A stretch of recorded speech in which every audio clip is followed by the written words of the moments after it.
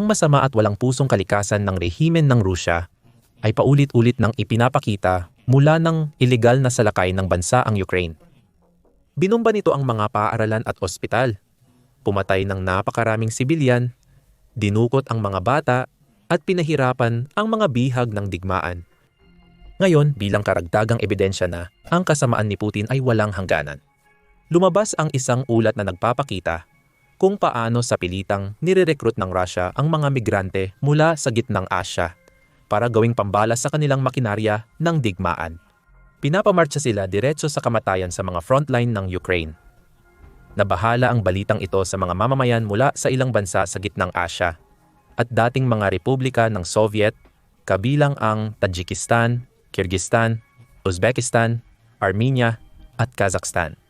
Taon-taon, daan-daang libong tao mula sa mga bansang ito ang pumupunta sa Russia, kadalasan upang maghanap ng mas matatag na trabaho at mas magandang buhay. Dahil sa kawalang tatag ng ekonomiya, mahirap na kalagayan ng pamumuhay o kakulangan ng mga oportunidad sa kanilang sariling bansa. Sa kasaysayan, marami sa mga migranteng ito ang napunta sa mga trabahong mababa ang sahod at mababa ang kasanayan. Nagtatrabaho sa mga larangan tulad ng konstruksyon, agrikultura, transportasyon, paglilinis at mga serbisyo. Malaki ang ginagampanan nilang papel sa buhay at ekonomiya ng Russia. Tumutulong upang mapanatiling maayos ang industriya ng serbisyo at nagbibigay ambag sa iba't ibang larangan. Ngunit sa paglipas ng mga taon, maraming ulat tungkol sa pagsasamantala sa mga manggagawang ito. Tumatanggap sila ng mababang sahod kapalit ng mahabang oras ng mabigat na trabaho, nakatira sa maruruming tirahan, at ang ilan ay napipilitang magtrabaho sa mga kalagayang parang makabagong pagkaalipin. Sa katunayan, para sa ilan, tila tinitingnan ang mga migranteng ito na mas mababa ang halaga at importansya kumpara sa mga mamamayang Ruso at hindi karapat-dapat sa magandang buhay. Hindi na dapat ikagulat na nakahanap ang Rusya ng panibago at mas malupit na paraan para pagsamantalahan ang mga taong ito. Niloloko sila upang sumali sa kanilang digmaan at ipadala sila upang mamatay. Ang balita ito ay mula sa ulat na ibinahagi ng Defense Intelligence ng Ukraine Agency na nagpost sa kanilang opisyal na Telegram account tungkol sa natuklasan nila. Ginagawang pambala ng kanyon ang mga migranteng manggagawa sa pilitang nire-recruit ng Rusya ang mga mamamayan ng gitnang Asya para sa digmaan laban sa Ukraine. Ang mga mamamayan ng mga bansa sa gitnang Asya, partikular ng Uzbekistan at Tajikistan, ay lalong nagiging target ng sapilitang mobilisasyon na isinasagawa ng mga puwersa ng seguridad ng Rusya. Ito ay pangunahing tumutukoy sa mga migranteng manggagawa na pumupunta sa Rusya upang maghanap ng trabaho. Niloloko ng mga kinatawan ng hukbong Ruso ang mga dayuhan sa pamamagitan ng mga pangakong mabilis na kita sa mga panandaliang kontrata. Sa katotohanan, napakaliit ng tsansa hindi lang para kumita ng pera, kundi pati na rin ang mabuhay. Karamihan sa mga voluntaryong ito ay napapatay na ngayon. Hindi ito ang unang beses na ginamit ng Rusya ang pera bilang insentibo para palakasin ang kanilang puwersang militar. Bilang bahagi ng malaking kampanya sa pagre-recruit ni Pangulong Putin, umaasa siyang madaragdagan ang bilang ng hukbong Ruso hanggang 1.5 milyong sundalo. Nag-aalok ang Rusya ng mga gantimpalang salapi para sa mga malulusog na kalalakihan na sasali sa labanan. Orihinal na itinakda ni Putin ang isang pantay na bonus na 400,000 rubles, na katumbas ng humigit kumulang $5,000. Gayunpaman, nagpasya ang iba't ibang gobernador ng mga rehiyon sa Rusya na dagdagan ang bonus, marahil sa pag-asang mapahanga ang Kremlin. Sa pamamagitan ng pagpapataas ng bilang ng kanilang mga recruit, maraming rehente ang nag-alok ng napakalaking 1 milyong rubles, mahigit $12,000. Halimbawa, habang ang iba ay mas pinalaki pa ito, hanggang umabot ito sa 4 na milyong rubles, mga $50,000 sa kabuuan. Maraming kabataang lalaking Ruso, marahil hindi makahanap ng matatag na trabaho sa ibang lugar, ang nahikayat ng mga insentibong pinansyal na ito.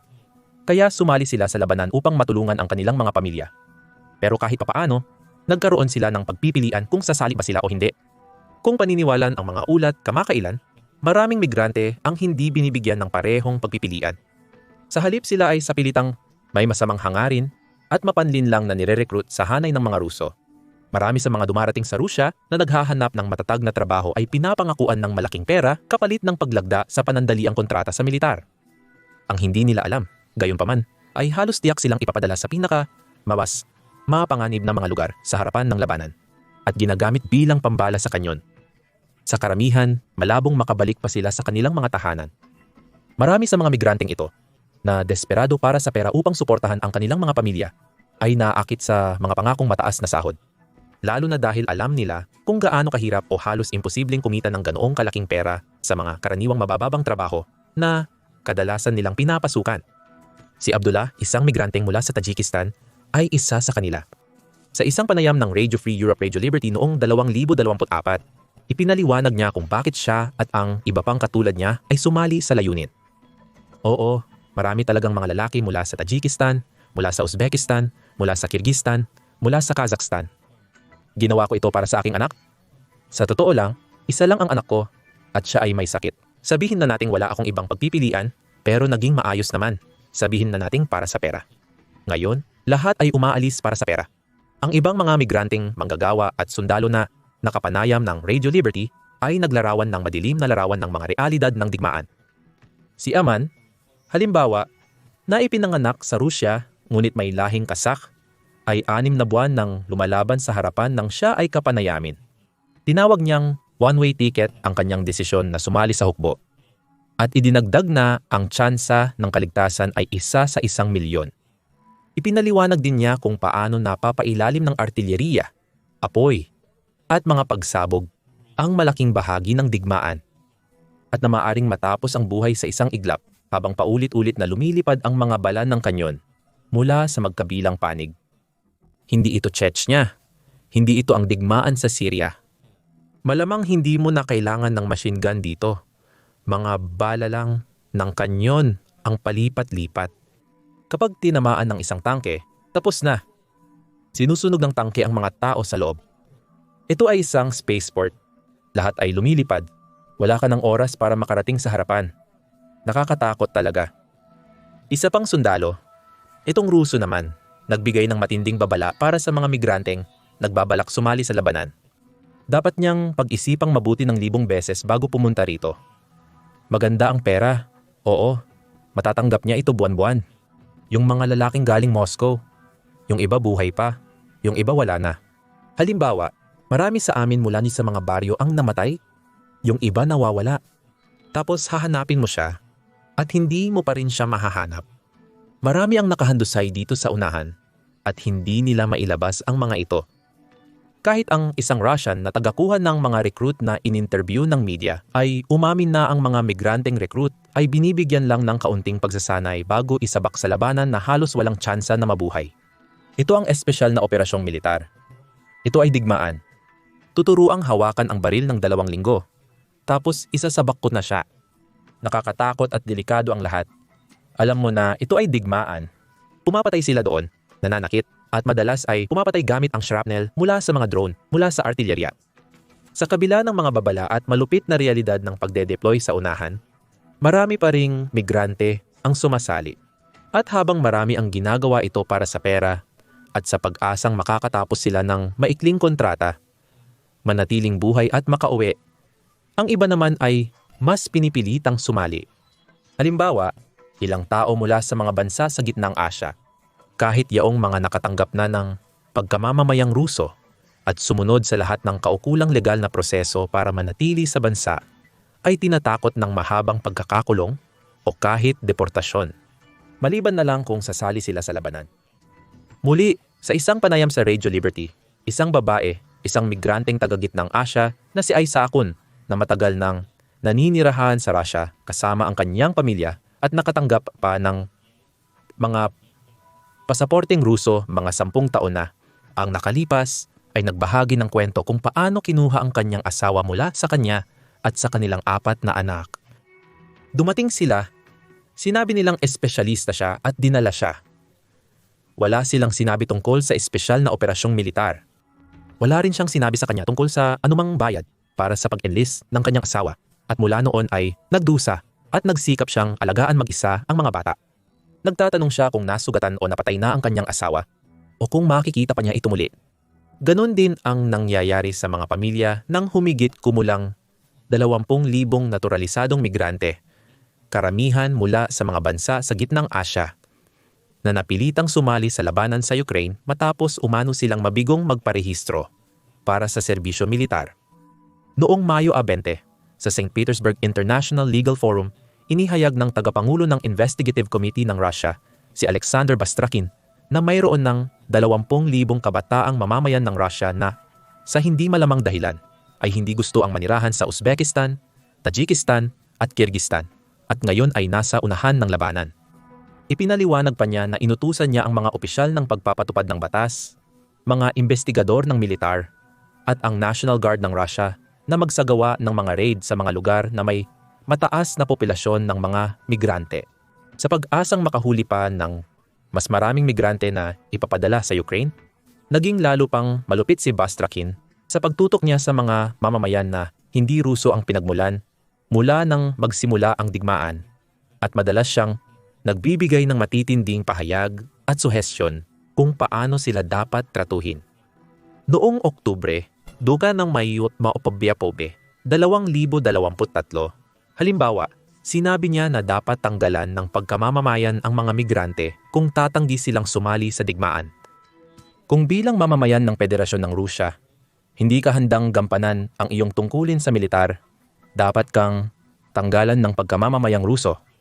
Si Astrakhan ay nagsabi rin na kapag ang isang migrante ay nakatanggap ng kanilang pasaporte, dapat din silang agad na mairehistro para sa serbisyo militar.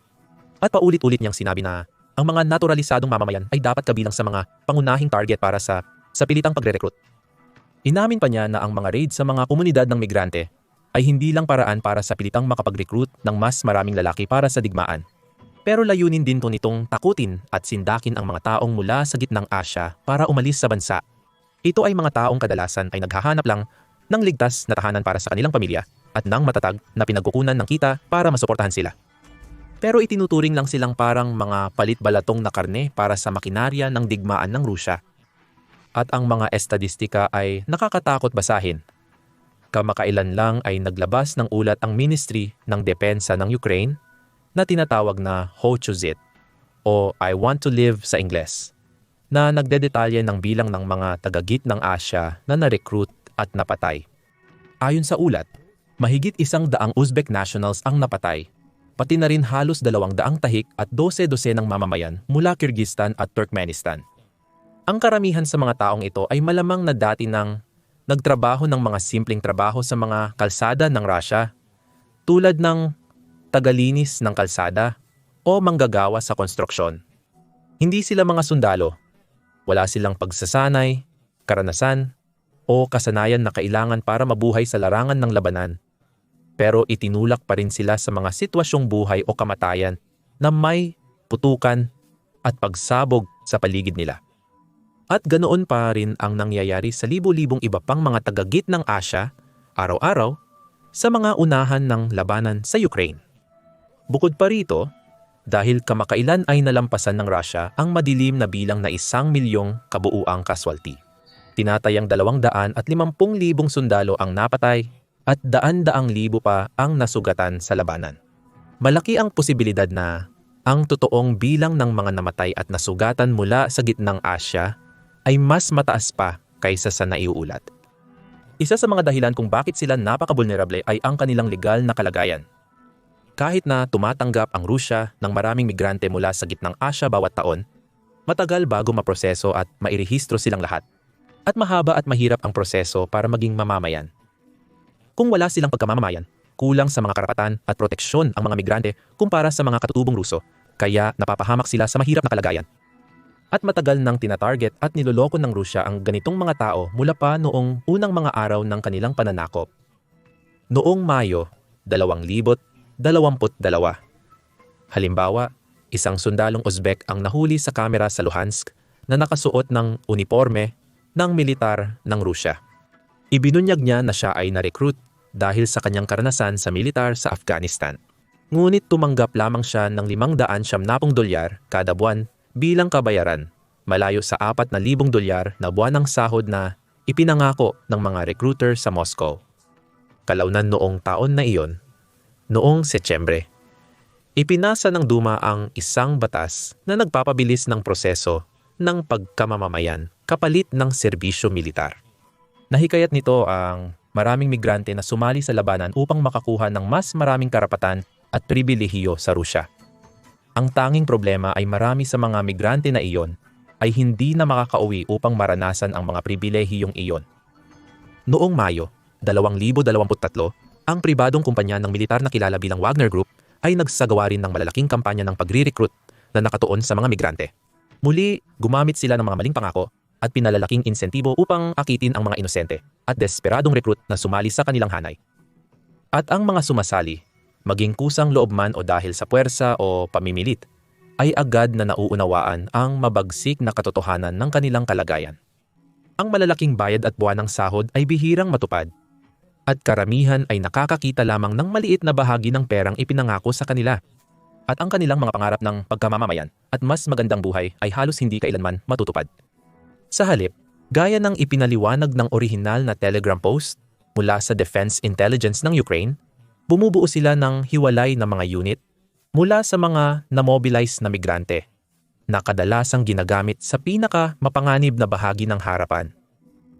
Ipinapakita nito kung gaano talaga kasama ang rehimen ng Russia at ang mga pangunahing komander ng militar. Hindi sila kontento sa pagpapaalis ng mga desperado at inosenteng tao mula sa kanilang mga tahanan at pamilya. Nagpasya rin silang bumuo ng buong unit ng mga migrante na ito na walang sapat na pagsasanay at karanasan sa militar, at ipadala sila sa pinakamalupit at pinakamapanganib na mga lugar, kung saan halos tiyak na sila ay masasaktan na lang kung papalarin o mapapatay. At para sa mga maswerte at bihirang ilan na kahit papaano ay makaligtas, malabong gumanda ang kanilang kalagayan kahit papayagan silang makauwi. Patuloy ang Defense Intelligence Post. Kahit makaligtas sila matapos maglingkod sa harapan, hindi na makakabalik sa normal na buhay ang mga mandirigmang ito. Sa kanilang mga bansang pinagmulan, nahaharap sila sa kasong kriminal dahil sa pagsali sa sandatahang lakas ng isang banyagang estado at maaaring makulong ng matagal. Kaya kahit makaligtas ang isang Uzbek, Tajik o Kazakh sa digmaan, malamang na hindi nila makukuha ang pera at mga benepisyong ipinangako ng pamahalaang Ruso, at maliit din ang tsansa nilang makabalik sa kanilang sariling bansa nang hindi nasasampahan ng kaso at napaparusahan. Nasa alanganing sitwasyon sila na talo sa lahat ng panig. May panggigipit at pananakot mula sa lahat ng direksyon, at halos walang pagkakataon na makuha ang tanging mga bagay na inaasahan nila. Ang gusto nila ay kaligtasan, tirahan at suporta para sa kanilang sarili at sa kanilang mga mahal sa buhay. Gaya ng sinabi ni Valentina Chupik, isang abogadong ipinanganak sa Uzbekistan na Ruso, ang mga migranteng manggagawa ay tinatrato bilang pambala sa kanyon. Tinatawag itong voluntaryong serbisyo, pero alam ng mga migrante na ang pagtanggi ay maaaring magresulta sa deportasyon o mas malala pa. Nagbigay rin si Tupac ng matinding babala sa lahat ng migrante na nananatili pa sa Russia. Mga mahal na migrante na may mga kamag-anak na Ruso na walang pag-iisip na kumuha ng pagkamamamayang Ruso. Tumakbo na kayo agad. Para naman sa iba pa, ipinapayo ko rin na tumakbo na kayo. Marami ang magiging matalino kung susundin nila ang kanyang payo, kahit nakulang sila sa oportunidad sa kanilang mga bayan, tulad ng Uzbekistan at Tajikistan. Magiging ligtas naman sila mula sa sapilitang pagkuha, pagkasugat at kamatayan sa mga lugar na iyon. Dapat ding tandaan na hindi lang mga taga-gitnang Asya ang mga dayuhang nasyonal na itinutulak ng mga Ruso sa gitna ng labanan. Ginawa rin nilang parang pambala sa kanyon ang libu-libong sundalo mula Hilagang Korea. Ayon sa isang ulat kamakailan mula sa Ministry of Defense ng United Kingdom, libu-libong Hilagang Koreano na ang napatay o nasugatan sa ngayon. Sumali ang mga sundalong iyon sa labanan noong huling bahagi ng 2024.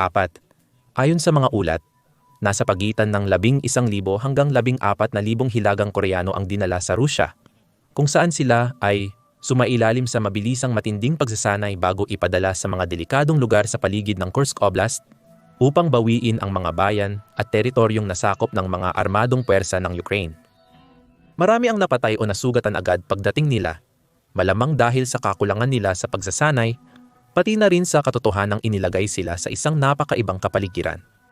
Ang Hilagang Korea ay karamihan ay mabundok na teritoryo, kung saan humigit kumulang 80% ng bansa ay natatakpan ng mga bundok at burol. Sa kabilang banda, humigit kumulang 75% ng Ukraine ay patag na lupa. Karamihan ay binubuo ng mga kapatagan at may maliliit lamang na bahagi ng kabundukan na malayo sa kanluran. malayo sa mga linya ng labanan. Dahil dito, madali nating makita kung paano mabibigla ang mga sundalo ng Hilagang Korea sa kalupaan, na agad silang nailalagay sa alanganing posisyon. At bagamat may mga ulat kamakailan na nagsasabing may ilan na nakapag-angkop na sa mga kondisyon at nakatulong sa mga puwersa ng Rusya na mabawi ang karamihan sa kanilang isinumpang teritoryo. Marami ang alinman ay nawalan ng buhay o napauwi na may mga pangmatagalang pinsala na magbabago sa kanilang buhay. Ayon sa Defense Intelligence Update mula sa United Kingdom Ministry of Defense, malamang na nagtamo na ng mahigit 6,000 casualty ang mga puwersa ng Democratic People's Republic of Korea, sa mga opensibang labanan laban sa mga puwersa ng Ukraine sa Oblast ng Kursk sa Russia. Ang kabuang bilang ng mga casualty ay higit sa kalahati ng tinatayang 11,000 tropa ng Democratic People's Republic of Korea na unang ipinadala sa rehiyon ng Kursk. Ipinapakita ng mga ulat mula sa open source na nagpadala ang Democratic People's Republic of Korea ng kaunting karagdagang tropa sa Kursk pagkatapos nito.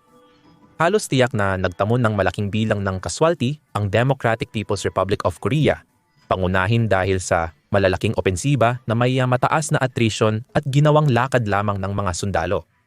Ngayon sa kabila ng matinding pagkalugi, nagpasya ang kataas-taasang pinuno ng Hilagang Korea, si Kim Jong-un, na magpadala ng hindi bababa sa 6,000 pang mamamayan niya sa Rusya, kabilang ang mga construction worker na tutulong sa muling pagtatayo ng mga nasira at nawasak na infrastruktura, at mga military engineer o sapper na inatasang magtanggal ng maraming anti-tank at anti-personnel mines na ikinalat ng sandatahang lakas ng Ukraine sa buong rehiyon. Tulad ng mga taga-Gitnang Asya, sinasabing pinangakuan din ang mga Hilagang Koreano ng mga insentibong pinansyal at maayos na sahod kapalit ng pagpunta sa Rusya at pagsugal ng kanilang buhay. Pero tulad din ng mga taga-Gitnang Asya, malamang ay hindi rin nila makikita o matatanggap ang karamihan o kahit alinman sa perang iyon. Ayon sa mga eksperto tulad ni Bruce W. Bennett, isang espesyalista sa Hilagang Korea mula sa RAND, hinala ko na ang perang galing sa Rusya ay dumidiretso sa partido at pagkatapos ay napupunta sa pamilya Kim. Dagdag pa niya, maaring maliit na halaga lang o baka wala pa nga ang mapunta mismo sa mga sundalo. Ipinapakita ng mga kwentong ito ang malupit at hindi patas na katotohanan ng digmaang ito. Hindi lang para sa napakaraming Ukrainians na nasugatan o nawalan ng buhay at nasaksihan ang pagkawasak ng kanilang mga tahanan, bayan at lungsod, kundi pati na rin sa mga kawawa at maraming individual na ayaw man ngunit nalinlang o napilitang lumaban sa panig ng Russia. Itinuring silang parang mga hayop kaysa mga tao. Itinapon sila sa gitna ng labanan, sa unahan ng walang kahit katiting na paggalang o pagpapahalaga sa kanilang buhay, o sa buhay at kinabukasan ng kanilang mga anak at pamilya. Tunay ngang walang hangganan ang kasamaan ng Rusya. Ngayon, alamin pa ang tungkol sa malupit na pagtrato ng Rusya sa mga sundalo mula sa ibang bansa sa aming mga bagong video tungkol sa mga sundalong Iranian sa Ukraine at ang 6,000 Hilagang Koreano na malapit nang dumating para muling itayo ang Kursk. At siguraduhing mag-subscribe sa aming trusted news channel para sa regular na mga update mula sa frontlines.